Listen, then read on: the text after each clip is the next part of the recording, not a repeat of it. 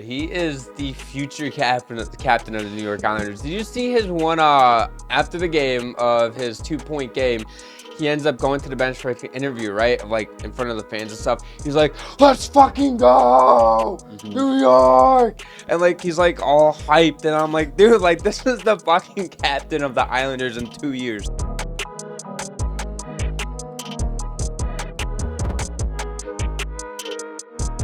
Welcome to the Checking From Behind podcast presented by DraftKings Sportsbook. I'm your host, Zach, as always, joined by my co-host, Preston. The NHL is in a weird spot right now because the Senators, the Panthers, the Lightning, and Maple Leafs are all kind of off the slow starts, although all of those teams won. The Sabres have won 4 out of their last 6 games, but have gotten points in 5 of their last 6. The Red Wings and Canadiens are all atop the Atlantic Division standings, which is crazy. The Blackhawks are above fucking 500 right now. It feels like the NHL is upside down in a world where who would have thought that the Penguins would even be second, which we'll get to them in a little bit. Yeah. Crazy. Like, your grain of salt here, it is still very early in the Yes. season. A lot of teams haven't even played 10 games yet at the time of this recording. I don't think any team has played, one team has played 10 games. That's the Islanders. 2 the teams. Panthers, the Panthers and the Islanders. And Canadians. Sorry. I misread the Islanders. The Panthers and the Islanders are next to each other. So still, we're not even a quarter into the season. No. So it's still very early, but we'll see. Yeah, there has been some surprises for sure. Yeah. And this week we got an early trade. Usually we get some of these trades where it's like, here's like a 4th, 5th round pick, whatever, for a player that's kind of struggling or like an older vet and everything. And we saw the Canucks acquire Lukas Reichel from the Blackhawks for a 2027 4th round draft pick. When I saw this, great buy low candidate. Yeah. And he got off to like that faster start in 22-23 where I think he had 15 points in 23 games. And it was like, okay, maybe this kid's going to be part of the future in long-term plans of the Blackhawks. But outside of last season, which he had 22 points, he has never been able to eclipse that 22-point mark in his career. So obviously not looked at as the long-term solution in Chicago, even though he did have 4 points in 5 games going into that trade a couple days ago. But I mean, at the end of the day, like, you know, the Blackhawks are playing great hockey. They have identified their core guys plus some more. And I mean, sometimes it's just better off just to move on and start. Yeah, I think he kind of fell out of favor, with management there. I think there's no knock on him as a player. Obviously, teams still see value in him if they're trading for him. He was a former first-round pick. I think Vancouver's been dealing with some injuries, so they need guys. He's a good buy low. He's $1.2 million cap hit. He's an RFA. He's still he's 21 years old still, so he'll get an opportunity to kind of hit the reset button on his career, get a fresh start, which I think will do good for him because as a first round pick, especially in a rebuilding Chicago Blackhawk team where you're kind of like all these young players are viewed as the future. There's a lot of pressure, and some guys handle that pressure differently than others. So I think this will be a good move for him. I think it's a good move for him and the Canucks. If it doesn't work out for the Canucks, it's like, well, we just gave him a 4th round pick, which was Pittsburgh's, right? Or their own. I mean, 4th round pick's not nothing. No, I mean, it's not nothing. It can always turn into something. Yeah. But I mean, it's, It was a pick that they acquired from. Well, no, they gave up their own 4th round pick in 27. They had 2 4th round picks to play with. They had one they acquired from Pittsburgh when they traded Shelovs, which I think that will end up aging very poorly. I love that trade for Pittsburgh as soon as it happened. Yeah. But so they still have a 4th round pick in 27. If Reichel, even if you can turn into like a 30-point player, like I think that's worth a 4th round pick. Especially he's not going to be asked to do really much in Vancouver. Yeah, he'll be like middle 6 guys, like 2nd, 3rd line. Would we compare this when the Rangers traded Kakko, or is this a different situation? I think very different. I think Kakko, he was a top 3. He was a 2nd overall pick in his draft. I think very, very different. I think it was just everything that could have gone wrong from New York that went wrong, and he really needed to go somewhere more stable, not as many eyes on him, not all the pressure of playing in New York, being the 2nd overall pick. I think it's a little different. Yeah, and the reason I brought that up is because when I was thinking about it, when I was throwing the notes together, I was like, Kakko got traded because he needed a fresh start. The Rangers were failing him. It's not like, because if we're looking at the Blackhawks right now, like the way that Nazar, Bedard, Levchinov, and these other young guys are playing, it's like they're developing, right? Whereas in New York, they weren't necessarily developing, but I really thought it was an intriguing idea to be like, you know what, Kakko didn't get off to a great start in New York. He wasn't giving it. He wasn't given a ton of opportunity at first, and then when he was given the opportunity, he was kind of put in a bad spot, right? So Yeah. it is a little bit different, but I don't think it's necessarily like night and day difference. But I mean, yeah, like Lukas Reichel needs a fresh start. The Canucks get another depth guy, especially with Hedel being out and some other guys being out due to injury, like you said. So I'm interested to see if he can revitalize his career, if it's kind of going to stay like a 20-point player. We weren't really necessarily wrong on Matthew Schaefer, but we thought that maybe Michael Misa was the best player in the draft. And right now, Matthew Schaefer, who is balling out already in New York, and the Islanders' future is already here in terms of you have Schaefer looking like not only is he the best rookie right now, but he also looks like one of the better D-men in the league. Right now he has 7 points in 8 games played. First rookie defenseman ever to record at least 1 point in his first 6 games. That includes a multi-point game, 1 goal, and 1 assist against the San Jose Sharks in a win. I don't know what to make of this kid. This kid looks so good, and I know what to make of him. He's good. I mean, he's great. He was a number 1 overall pick for a reason. I don't know if he's elite yet. I didn't think he'd get there this fast. You know, I knew the kid was going to be good. You know, you drafted first overall for a reason. Mm-hmm. You know, playing defense, the Islanders, I still don't think they're a super strong team.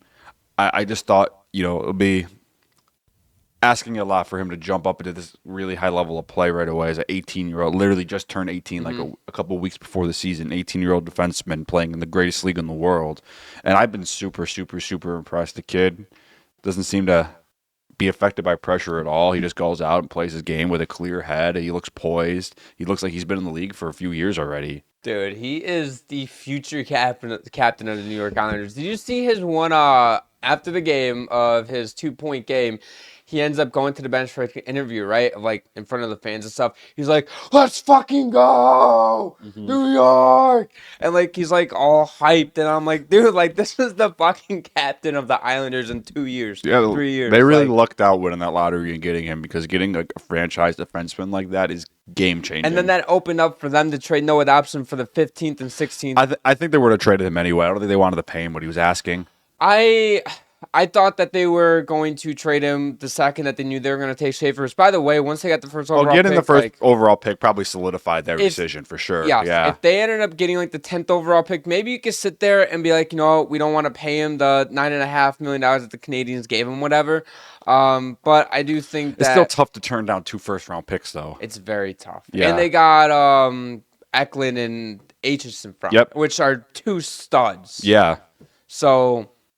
Now, Islanders are in a great spot. I'm loving watching Matthew Schaefer play hockey, and I don't want to necessarily say that we were completely wrong on him. I don't think we were wrong at all. I think we just had a little low expectations. Temper the expectations. Yeah. Because like we said, he's a youngin'. He only played 20-something games because of injury in the OHL last year, being the first overall draft pick. And it's like, okay, sure, like, you know, I understand the expectations of him, and we've compared this to like the 2020, 2021 overall, the draft, whatever.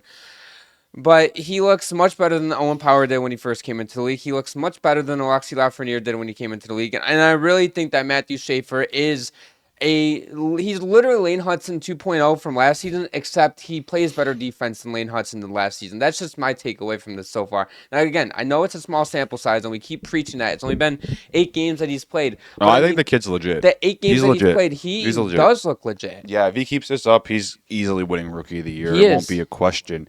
But I just think, like, even just getting back to, like, the draft stuff and what we were talking about and when he got drafted, like if you look at the last few defensemen that went first overall, they didn't really have super fast starts. Like, you know, Owen Power, you know, he's still working his way up. Darlene had a pretty decent rookie year. I think he had like 40-something points in his rookie year. Then his following 2 years, he kind of like went down. I mean, I don't know if that's really his fault. The Sabres were pretty bad. But who are some of the other defensemen that went first overall? There's not a lot. I'm gonna check. There usually is forwards that go first overall. Oh, yeah, it's very rare. It has to be like a game-changing defenseman for them usually to go first overall. Let's see. Like, I know Eric Johnson went first overall, I think, in 2006. Ekblad did in 2014. Yeah, Ekblad, I think. Yeah, I think that's really, I think Johnson, Ekblad, Dahlin, Power, and Schaefer, I think, were the last 5 defensemen picked Yes, first overall. you have Schaefer 2025, you have Power 2021, Dahlin 2018, Ekblad 2014, and then Eric Johnson 2006. Those are the only defensemen taking first overall in the 2000s and 2010s. No knock on Eric Johnson, but you know who the second overall pick in 2006 was? I believe it was Jonathan Taves. I was going to guess that. I think Jonathan Taves either went second or third in that draft. I could be wrong, though. Because then the next year, the Blackhawks got Patrick Kane. Yeah. First overall. Yeah. The rest is history. Like, no knock on Eric Johnson, but he probably shouldn't, retrospect, he probably shouldn't have been the first overall pick in that draft. But, I mean, I understand it, I guess. He had a good career, though. He played like 15 years, won a Stanley Cup. And he has new teeth now. Yeah, good for him. Good for him. He's an analyst for ESPN. Hearing him on the broadcast was weird at first, I'm not going to lie. I didn't even know they hired him. I didn't know either. Yeah. Until I tuned into the Sabres game.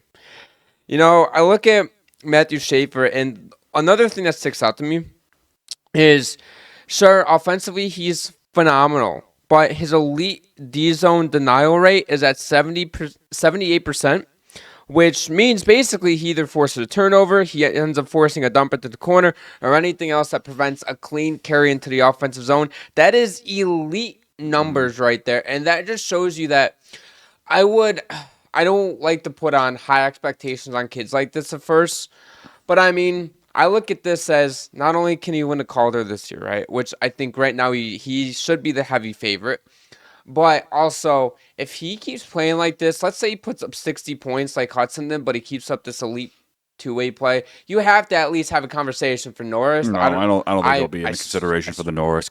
Cale Makar until he's no, the best. I'm not saying win, but I'm like in the conversation. Consideration, yeah, I don't know. I think he'll be for sure in the future. Like, he'll be a perennial Norris candidate, I think. At least win multiple. Like, I know we're jumping on this bandwagon full stop, but like what this kid's done in 8 games already as a rookie, 18-year-old defenseman has been just super impressive. The kid's wicked smart. He has such high hockey IQ. Mm-hmm. He's super confident, super poised. Like, he's not playing like an 18-year-old defenseman should. If anybody does not like watching Matthew Schaefer play, you are either a New York Rangers fan or you just don't know about. That's funny. Like, dude, this kid is just so fun to watch. Like, the Islanders used to be so boring. I watch Islanders games. Patrick Waugh's finally starting to get guys in their system that fits the style of play, because you got to remember he took over that team from Barry Trotz, who was very defense first. We're winning 2-1 games every night. Like, we're playing the trap every night. They were beating you up physically. They didn't have, they had a few speed guys like Barzell, but that was really it. And now they're starting to get more of that guys that fit their mold, and I think in a few years you're going to see the Islanders be one of the faster teams in the league. I mean, Bo Horvat and Anders Lee are both at a point per game. Matthew Barzell, Schaefer have 7 points. You have 6 guys right now on the team that have 6+ points for the Islanders, and that includes obviously Matthew Schaefer. And this is coming from goaltending, which Sorokin is having a not such a great. He's been playing better lately the last couple games. Yeah, his first few games, it was rough. It was rough. He was bad. And I mean, the Islanders right now are in a second wild card spot. Let's not. Yeah, we're 8 games in, baby. Stop the count. Stop the count. That's the same thing like saying the Sabres were third in the Atlantic for less than 24 hours. End the season, baby. End the season. Yeah, so again, impressed with Matthew Schaefer. And do you have any more thoughts on him before we move on at all, or are we all? No, good? I think we said everything we need to say. It's just the kid's been super, super impressive. Don't really have anything negative to say about him. You want to know what else is super impressive? The New Jersey Devils. Yeah. Winners of 7 straight after dropping their first game of the season, 6-1 to the Hurricanes.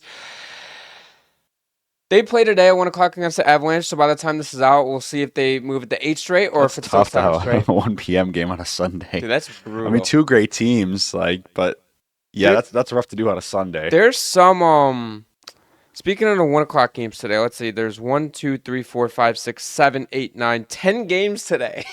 Usually the NHL tries to avoid Sundays during NFL season. Only have a couple games. There's 2 games tomorrow on Monday and then 1 game on Wednesday, and Tuesday and Thursday are loaded up per usual. Sorry, there's 8 games today, excuse me. But still, that's still a lot of games for Sunday. Yeah. But the Devils, man, they look so impressive. Like, they're just kind of killing teams. Like, they beat Tampa 5-3, beat the Blue Jackets, whatever. And then they go out on this stretch of games, by the way. They beat Florida, beat Edmonton, beat Toronto, beat Minnesota, and beat San Jose. Granted, San Jose whatever. That's like an automatic win at this point. But you still beat up the Panthers back-to-back defending Stanley Cup champs. I know they're banged up, but still, you beat the Edmonton Oilers 5-3. And then you go out and you kind of thrash the Maple Leafs and Wild in back-to-back games. You go from Toronto back to New Jersey to play the Wild. You beat the Wild 4-1. You beat the Maple Leafs 5-2. Like, this is impressive stuff we're seeing from them. And this is all without Jacob Markstrom being in their lineup for the past 2 weeks, too. Jake Allen's been awesome for them. He's been great. Yeah, he's been putting up really good numbers. But the Devils team's also healthy. Like they were doing this last year. I think a lot of people forget. They were one of the better teams in the league. And then, a month before the playoffs, all their players start dropping like flies. It started with Jack Hughes, and it was just a snowball. I think people forget how big of a game changer Jack Hughes is. Oh, my God. And we're seeing it right now. Him and Jesper Bratt. I still think Bratt is an underrated player. I'm gonna say this. Nobody talks about him. I feel like, except for Devils fans, like no one really brings his name up. No, or unless you're like a NHL hardcore content creator. Yeah, you obviously know how good he can be. Like I have him in my fantasy league, and I got him super late in my draft. I was looking, why is Bratt still available? Like people not realize he's like a point per game player. Yeah, and it was in one of my two 18-man leagues or 16-man leagues. I got Jesper Bratt in the 5th round in an 18-man league. Fifth round's not about where he should be. But in an 18-man league is crazy. But still, though, Jesper Bratt has 11 points. Hughes has 10. Nico has 9. And a guy who we've been all kind of you know what? This guy can actually have a big season. Dawson Mercer coming into the season as well. Mm-hmm. Every time talking about the Devils, we're always the Devils had to clear some cap space we saw to when we were talking about the Luke Hughes saga. And we're like, whatever you do, don't trade Dawson Mercer to clear up what he's making, $2.5 million it is. You move somebody else. They didn't have to move anybody, but he's been great. And a player that I think is a huge X factor that you brought up in the offseason that has to be better for the Devils, Timo Meier. Yep. He has been, this is the best version of Timo Meier we've seen since acquiring from San Jose in 2022. I agree. He's great. He's been so good for them. And so the one thing that has impressed me about this team is what I just brought up, but also the fact that they're doing this without your starting goaltender Markstrom, which, by the way, he ended up suffering an injury. I don't know what the injury was, but he's still considered week to week. He should be back soon, according to some reports, but again, we'll see how that... Well, a lot of people question why, the Devils gave Jake Allen such a long-term contract. This is why. He's been one of the best backups in the league for, feels like almost 10 years now. He's getting up there in age, but he's a guy, if your starter goes down for an extended period of time, you feel completely comfortable with him running the net for a month. And he's so reliable too. And I will give credit where credit's due. Nico Dawes allowed 1 goal against that Minnesota team, and he's 1-0 with a .960 save percentage, whatever it is. And he played good in his only game. And obviously in this stretch of games, you're going to have to rely on Jake Allen a lot. But, Jacob Markstrom wasn't putting up the greatest numbers on the surface level when he got hurt. But then again, though, he allowed 5 goals against Carolina, which Carolina is a juggernaut right now. He allowed 3 goals in a win against Tampa Bay. And then he ends up allowing, granted, it was the game he got hurt, but he only allowed 1 goal on 9 shots against Columbus. So, very small sample size, very, skewed numbers and stuff like that. But when he comes back, if the rest of the team can stay healthy for all 82 games, knock on wood, this Devils team looks like they could compete for the first spot in the Metro, because right now they are in the first spot in the Metro. And I still think it's going to be super competitive with Carolina. Right now Pittsburgh's been playing super well lately, a lot better than anyone I think expected. I think even they're exceeding Pittsburgh fans' expectations, I'd say. Yeah. But yeah, this has been a super competitive. That division, them and Carolina are going to go back and forth. Every time they play each other, those are going to be very important games to get 2 clean points over somebody in the standings. Speaking of the Metro, so we'll get to Pittsburgh in a second. But the Devils, the Penguins, the Hurricanes, and the Capitals are all within 2 points of each other. Were we too low on the Capitals too? Because I don't think so. The Capitals are who I thought they were going to be. I think they really overexceeded expectations last year. Logan Thompson was playing out of his mind. Yeah. Last year, he's still a good goalie. He's still a good starting goalie. They're still a good team. I still expect the Washington Capitals to make the playoffs. Going back to the Devils here, and the reason that I think the Devils are going to keep this up, because every analytic Oh, they are going to keep this up. This team's good. Yeah. I mean, their PDO, which is shot and save percentage, 103.96 fourth. Goals percentage is 62%. Third.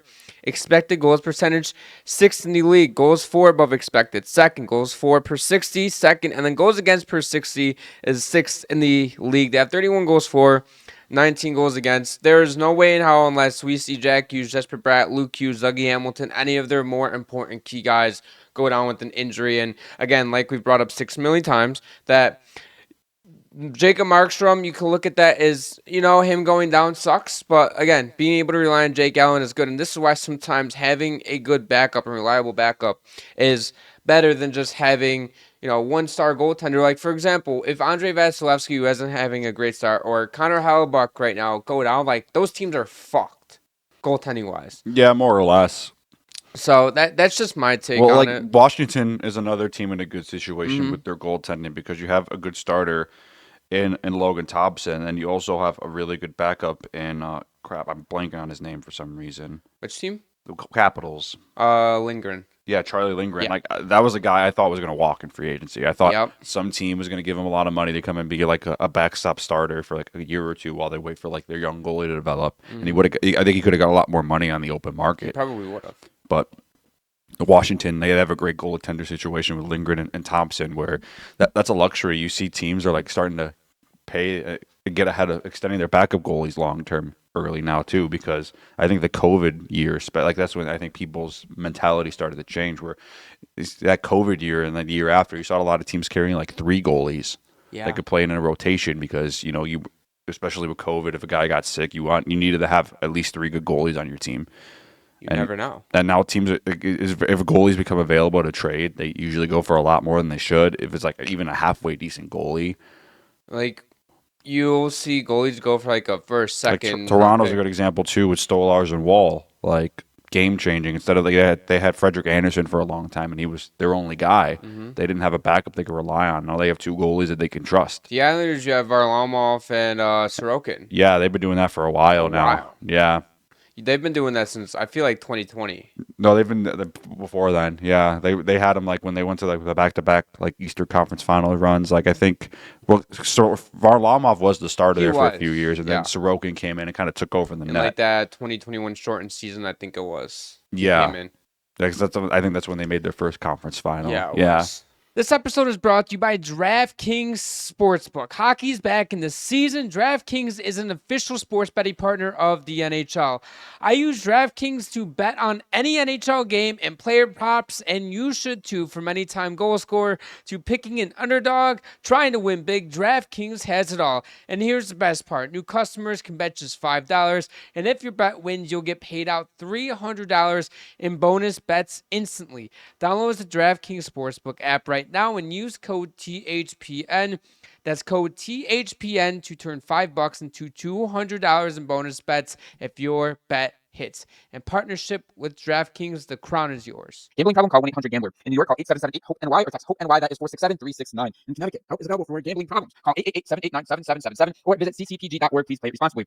On behalf of Boot Hill Casino and Resort, Kansas, fees may apply in Illinois. Must be the age of 21 years or older. Age and eligibility vary by jurisdiction. Void in Ontario. Bonus bets expire 7 days after assurance. See sportsbook.draftkings.com/promos for details. NFL Sunday ticket offer for new subscribers only. Auto renews until canceled. Digital games and commercial use excluded. Restrictions apply. Additional terms at youtube.com/go/NFL Sunday ticket/terms. Limited time offer. All right, quick timeout before we get back to the action. This episode is brought to you by W Energy. Listen, hockey's fast, and whether you're breaking down plays, yelling shoot from the couch, or just getting in a workout, you've got to stay sharp. That's where W comes in. Clean energy with zero sugar, no crash, no artificial flavors or dyes. Just 150 milligrams of caffeine per serving, about 2 cups of coffee's worth to keep you locked in and ready to go.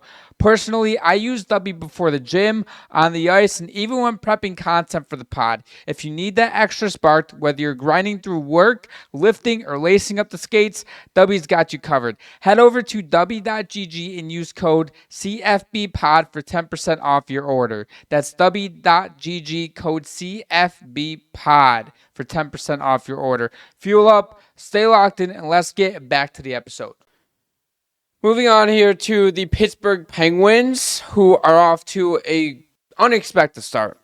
This team right now is sitting second in the Metro Division right now with 13 points. This team has been more than impressive. I think we can sit here and say that the Penguins, with Crosby and Malkin and Justin Brazeau, who has been a big surprise too. Brazeau, man, I don't. There's been a few guys, especially in fantasy hockey, that I've never heard of that have just been studs this year. They got Justin Brazeau for practically nothing for the Bruins. Mm-hmm. Well, he was meant to be like a bottom six guy, Yeah. not a point per game player. And now he has 5 goals in 9 games, Yeah. 4 assists, 9 points. Like you don't. I don't even think Pittsburgh had those expectations for that when they traded for him. You want to know something else? Anthony Mantha last season tore his ACL like 10 games in. Yeah. He has 8 points in 9 games right now. Yeah, that was a buy low kind of thing. Yeah. For Mantha, right? Didn't they sign him? Yeah, low, okay. Yeah. buy low on the contract. Okay, like, okay. I thought you were implying trade there. No, okay. no one's gonna trade for a guy coming off a torn ACL. No, nobody. That would be crazy. You'd be a retard. Yeah. Sorry. Jeez, sorry. yeah. Watch the language. Sorry. So, I lost my train of thought because of that now. So, but yeah, you never expect like Mantha, like Pittsburgh has a bunch of low risk, high reward kind of moves. Mm-hmm. But I think the biggest difference maker for Pittsburgh this year has been goaltending. Tristan Jarry was probably the worst goalie in the league last year. So bad that he got sent down to the AHL multiple times. Mm-hmm. And they trade for Artur Shilovs from Vancouver, which I get why they kind of traded him because, Thatcher Demko, they just extended him and he's been good. Been great, yeah. Yeah, he's an injury concern, so I still wouldn't feel super comfortable that we literally just talked about how important it is to have a good backup goalie. They have a pretty good backup goalie there in was it Lankinen, yeah. Kevin Lankinen, yeah. I mean, I do get why they traded him. Like, they didn't feel like they had a spot with them anytime soon. I'm sure Shilovs wanted a starting role. He needed to play. Yeah, he won the Calder Cup MVP last year. Like he needed to be in the NHL he put this up year. a .930 save percentage. That's crazy in the AHL playoffs. That's insane. Like. You obviously had Lankinen for another 4 or 5 years. You just signed Demko to another 3 years. Like, it was time just to trade him, and it was just like, let's see what we can get for him. And they traded him to Pittsburgh, and Pittsburgh was like, he's a 4th-round pick and a mid-tier, the low-end prospect or whatever player. And now he sits here with the .914 save percentage. And I want to give all where credit's due. Tristan Jarry, a .920 save percentage in 4 games right now. Again, he's completely turned it around. I didn't think I thought he was going to start the year in the AHL, to be honest with you. I'm not going to lie. I sat here. I was like, if he's in that. I thought Pittsburgh was going to buy him out. I thought they were going to too, but it looks like they had, I guess, trust in him. And it's. I don't have the word. It is paying off right now. I thought maybe if we saw Jarry get off to a slow start, we'd see him either get bought out, sent down, and then Joe. But you can't buy him out mid-season. You can't buy him out mid-season. No, it has to be done in the offseason. Okay, sorry, misinformation, guys.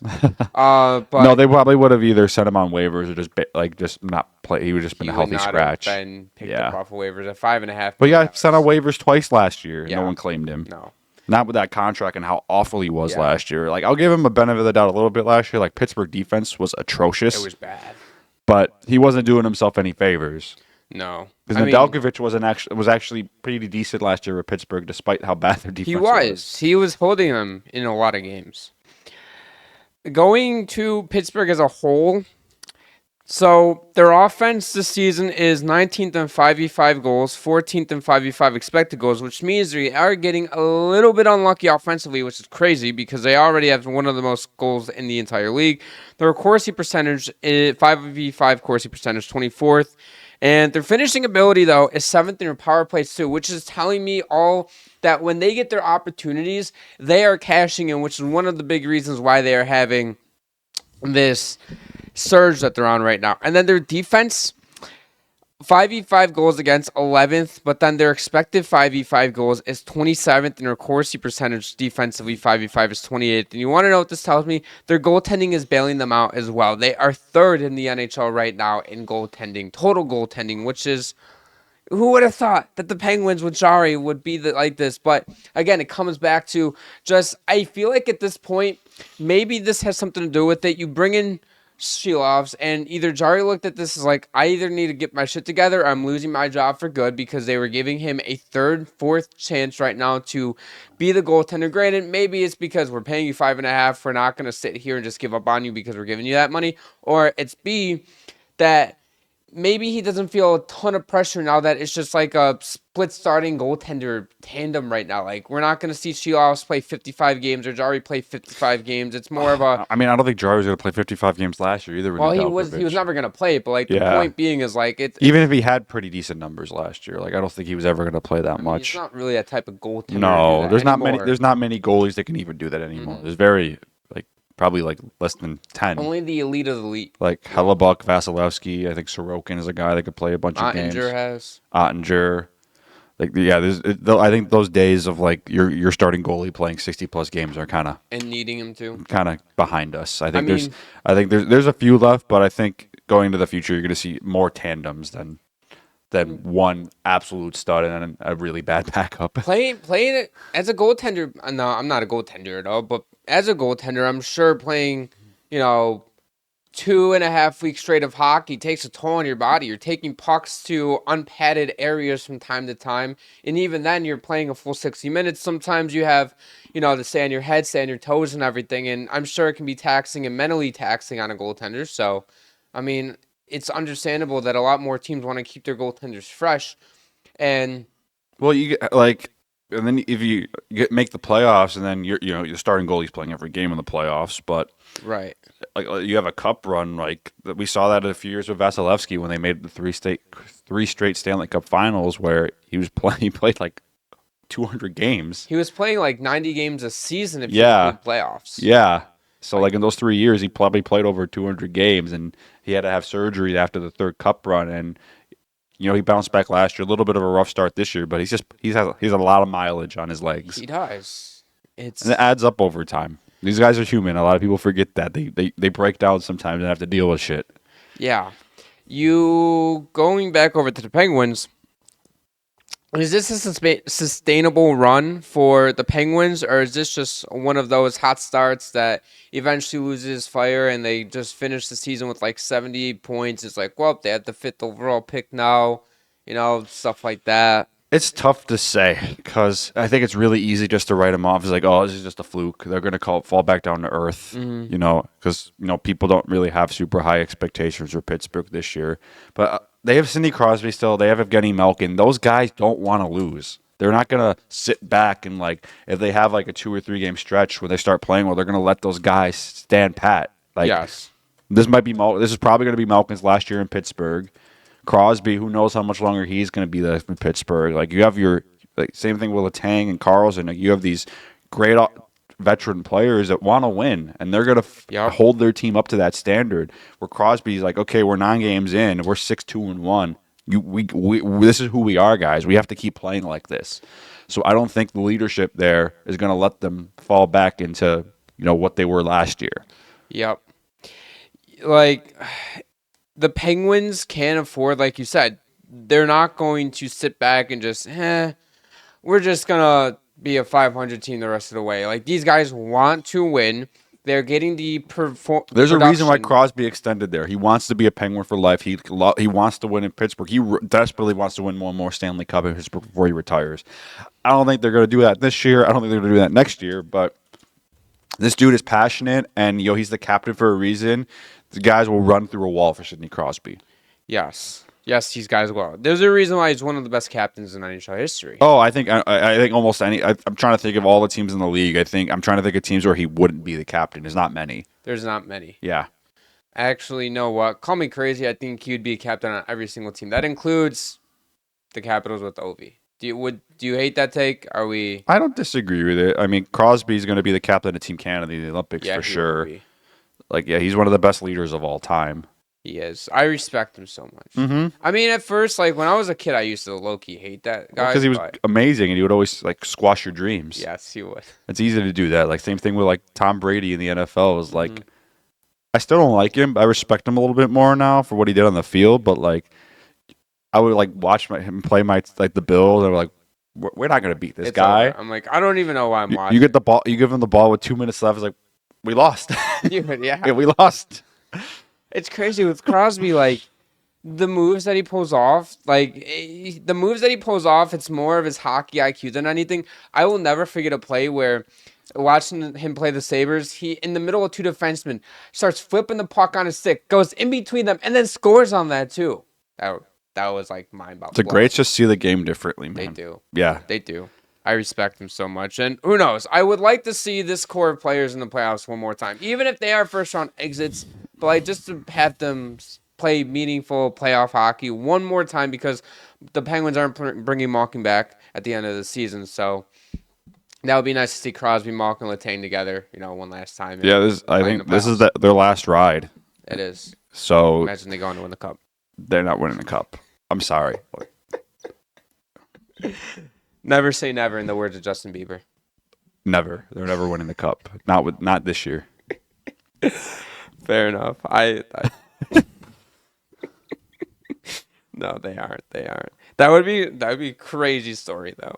Can you imagine they keep this up at the deadline? They are the biggest buyers and they acquire. I wouldn't put it past them if they are in a playoff spot at the deadline. I wouldn't put it past the Penguins to try to acquire talent. They're gonna go all out. I don't know if they're gonna go all out because you have to know in 3 years we're gonna be rebuilding because Crosby will be gone. I do know that Dubas wanted to rebuild by now, but because he had Crosby, Malkin, you can't rebuild with Sidney Crosby. No, you can't.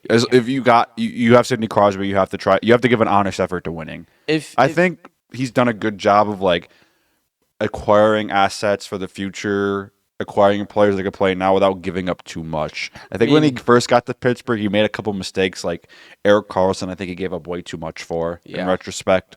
But Crosby wanted Karlsson. Dubas got Karlsson. You don't want to piss Sidney Crosby off, especially when you just get to town. Right. So I think that was one of his first moves when he got hired. Yeah. Like you said, he's done a good job trying to acquire good young talent. You go out, you got Justin Brazeau. Mantha, I don't think is 30 years old yet, but he's getting close to the age if he's not already there. Hold on, let me check that because I'm actually kind of. He's only really. He's 31. In my opinion, he's only made a couple really big head scratching moves, like the Chari contract. I know he's been better this year, but it's still kind of a head scratcher. At the time, I understand why he. Even at the time, I didn't really get it that much. I think his biggest mistake has been Ryan Graves. That was brutal. That contract was bad. I think that was his worst move. The ink dried. Yeah. He's even in the NHL. No. He's playing in AHL. Yeah. He didn't make the opening night roster. Yeah, he is buried in the AHL. That contract is awful. I want to go back to the young guys because he brought in Justin Brazeau, Tommy Novak. He's brought in McGroarty. Yeah, Blake Lizotte, Philip Tomasino, and Archer Shelovs too. Shelovs, I think, might be. I really like that kid. I think he's going to be a future starting goalie for Pittsburgh. And like we've talked about, understand why Vancouver traded him. When he played in the playoffs for the Canucks a couple years ago, he was not that bad. No, I think given the situation he was thrown into, especially he hadn't had that experience of winning the Calder Cup last year. He was fresh. I think that was his first NHL game ever, one of his first ever. And I thought he played pretty well in the playoffs that year. He did. He played well. Considering everything he had going against him, I was really impressed by the kid. Dude, you had Demko and I think they had Lincoln at the time. Both of them were hurt. And it's here is your third string goaltender and everybody's like, the Canucks are fucked. And then they took the Oilers to 7 games in the second round. And me and you will still sit here and say Brock Besser's healthy. Maybe the Canucks end up leaking that win out. They got shut out in Game 7. Yeah, and it was a low-scoring game, too. Yeah. Brock Besser had an amazing season that year. He had an amazing playoffs, too. I remember didn't he have 5 goals or something in a game? 4 or 5 goals in a game? He had 4 goals in a game. Yeah, he single-handedly won them a game. I think it was against Edmonton. Yeah, I think it was game 1 or 2 or something. I'm pretty sure that was the game where Draisaitl had 4 or 5 goals and the Oilers that game was crazy. Yeah, that game was insane. And then you sit here, and at that point, the Oilers are like, dude, if you don't win when Draisaitl does that, you're not making it past the second or third round, and they did so. And they took the Panthers to 7 games, down 3-0, but still. Sorry, McDavid took the team to 7 games. Dude, my bad. I don't know. I don't know if we'll ever see something like that ever again. No, 40 points in 20 games in the playoffs is crazy. That's crazy. Yeah, McDavid, I don't even need to say anything about him. Everyone knows how good he is. I do love the fact, though, that he didn't go out to accept the Calder. Why would you? You just lost the Stanley Cup, dude. I'd be pissed. He's still in the locker room crying, angry. They lost the Stanley Cup by a goal. Yes. 2-1. And they had chances at the end. I remember watching that game 7, McDavid, I think, had gotten robbed or something. Like there was huge scrums in front of the net. The Oilers got so close so many times to tying that game. But yeah, no, I don't think any player would come out on a losing team. They didn't. When there was I believe a goaltender did that like back in the early 2000s. JG Pajot. Yeah. Yeah. I think he accepted it. I don't know. Yeah, no, he was on the Ducks and he was ridiculous. He had like a .930 save percentage. He had multiple shutouts in that series. That Ducks team didn't really have any business being in the Stanley Cup final. They were playing the juggernaut New Jersey Devils. Yeah. And I think that was the series where Paul Correa got his clock cleaned. Yeah. And somehow came back to the game, scored the game-winning goal, and does not remember the goal. In today's day and age, he's out for the rest of the Cup final. Oh, yeah, he's going to the hospital on a stretcher. Like, he shouldn't have even been allowed to walk off the ice. No. I'm intrigued to see what this. By the way, the Devils won in 7 games. By the way, so because of Pajot. Yes. Yeah. So the games. No, Jaguar. That was Jaguar? his name. J is Jaguar. I don't know why I said Pajot. Jaguar. Oh yeah, JJ Pajot is a fucking. Yeah, French name. I don't know. It was Jaguar. The Devils won games 1 and 2, 3-0. By the way, this is also the series that Brodeur played out of his fucking mind too, guys. So the Devils won games 1 and 2. The Ducks came back and won games 3 and 4, both by 1 goal, both in overtime, mind you. And then games 5 and 6 were Devils 6-3, Ducks 5-2. Why the fuck did I say Pajot? Please edit that out. And then the Devils won game 7, 3-0. Brodeur had 3 shutouts, by the way, mind you. Okay, and he didn't win the Conn Smythe. No. By the way, whatever, the Ducks goaltender, I'm not saying his name. Jay Shiger. Yeah, he did not have a shutout. I thought he had 2 shutouts, but it was Brodeur who had 3 and still didn't win it. Dude, he had a .945 save percentage. Who did? Shiger in that playoffs. Oh, the Devils were fucking killing him. Yeah, but he had a .945 save percentage, 162 goals against. What are his stats like game log wise for the finals? Do you have that up? I can pull it up. That's crazy. No, like he was ridiculous. Like I know Brodeur was also had a really good Stanley Cup final. Let me try to. Does it not have it right at the bottom? I'm trying to find the playoff series. I mean, I found. Hold on. If only we had a producer. Yeah, I know. Fucking Chris. He's probably fucking sleeping right now. Yeah, I know, right? Third Cup. It was a 2003 Stanley Cup final. Yeah. Gene. All right, I'm gonna pull it up now. Where is? Here we go. 2000. What is it? 2002, 2003. Yeah, I found it. Okay, cool. So yeah, Ducks got shut out games 1 and 2. They won game 3 and 4. Yeah. In that playoff, in the Stanley Cup final, Jaguar had a .910 save percentage on 201 shots. Okay, so this wasn't the playoff series that he won. It must have been Brodeur then. No, he won the Conn Smythe. He won, but the Devils won the cup. I'm going through. I mean, yeah, he had a .931, an .880, a .935, a 1,000 save percentage. You got to remember that it wasn't just the Stanley Cup final. That it wasn't the Stanley Cup final MVP. It was for the whole playoffs. Okay, yeah, it's you're not right. like the NBA where it's just the finals MVP. I don't know why it's for the whole playoff run. Yeah, that's fair. And the .945 save percentage will probably win you that. Below 2 goals against average, dude. Against Detroit, the first series against. They shouldn't have won that series either. He stole them that series. 984, 944, 973, 941 in a 4-game sweep. He allowed 2-1, 2-1 goals. Yeah. Against Dallas, he was the same way. Against Minnesota, Minnesota was a series where he had 3 straight shutouts. Yep. He went in games 1, 2, and 3, no goals allowed, 39, 24, 35 shots. And then game 4 in a sweep, he allowed 1 goal on 25 shots against 9. That Ducks team had no business being in that Stanley Cup final, let alone taking the New Jersey Devils, which I think that was when they either won back-to-back cups or like 2 cups in like 3 or 4 years. Like they had really good teams. They had Scott Stevens and Niedermeyer and all those guys still. They had no business being in that Stanley Cup final. I'm about to find out. Jaguar did win his cup a few years later. So he did in 2007, was it? Yeah, 2006-07. They played Ottawa and like beat the crap out of them. So 2001, they lost the Stanley Cup Finals. The Devils did. 2002, that was quarterfinals. 2003, that was Cup Finals. They won another Stanley Cup in there. Sorry, 2000, they won the Stanley Cup. So they went to 3 Stanley Cups in 4 years.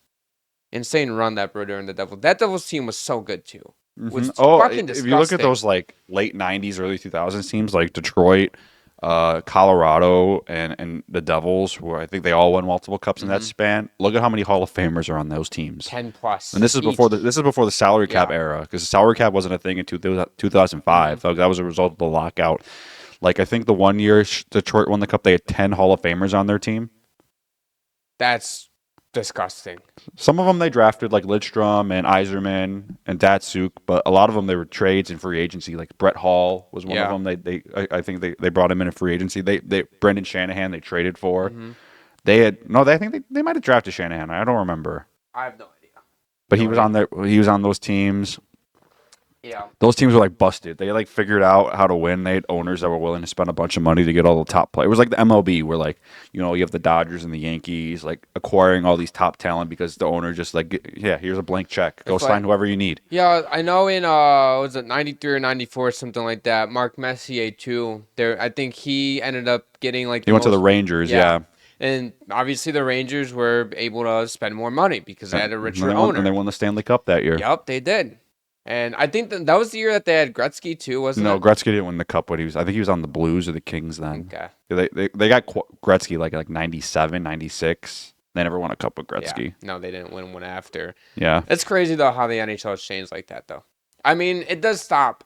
And again, like you brought up, I don't think baseball ever get a salary cap. The owners are just too stubborn like that. Whereas, I mean, didn't the NHL have a lockout because of that? Yeah, 2005. That's why Crosby. That's why Crosby and Ovechkin were rookies the same year.